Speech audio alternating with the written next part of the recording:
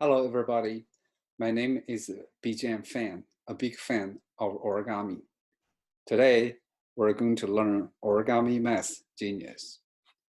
Origami Math Genius is a class integrating origami art and math in K-12 education. The goal is to turn every student into an OMG. Let's start with lesson 1, Valley and Mountain. OMG has 3 folds: Origami, Math, and Genius. Let's look at the origami first. Today, we're going to learn the 2 basic folds in origami, valley and mountain folds. Bring 2 edges together, fold up. That's a valley fold. Bring 2 edges together, fold down. That's a mountain fold. Now, we learned how to fold valley and mountain. They're very simple and basic. And for the valley fold, we use dash line to represent the valley fold. And we use dash dot line to represent the mountain fold.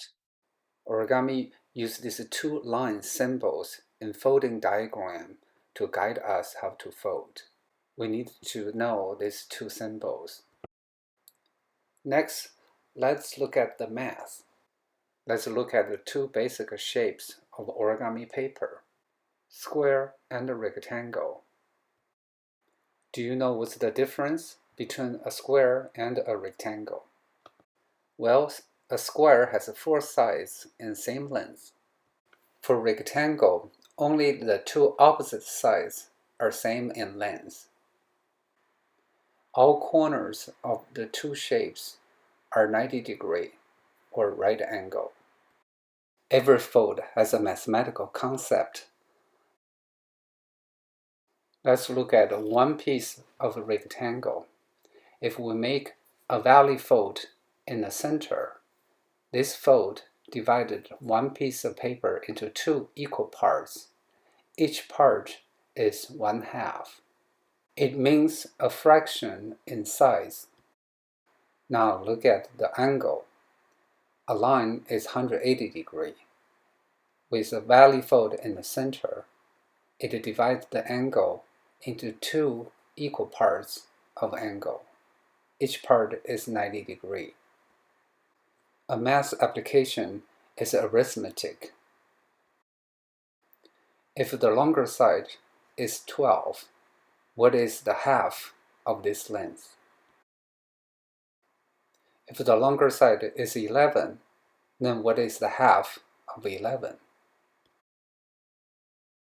These are the mathematical concepts of the centerfold. The genius part is your turn to create art that's different and unique. How do we do that?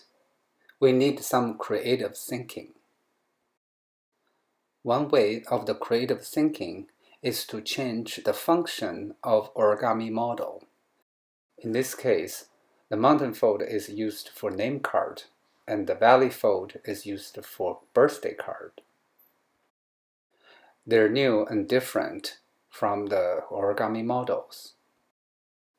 Another way of creative thinking is on quantity. With multiple models, we can create new artworks, whether they are structured or chaotic. Color is another way in creating new art. It enriches our artistic expression. Different sizes also help us in creating new art. There are many ways in creative thinking. Use your imagination. Let's look at 2 examples of artwork using mountain and valley fold. In this work, multiple models in different size, color, and orientation are used to stand out and to be different.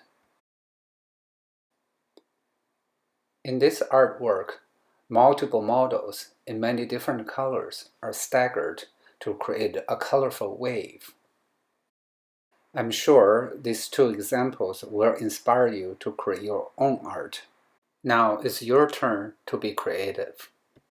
In Lesson 1, we learned mountain fold and valley fold, the two basic folds in origami.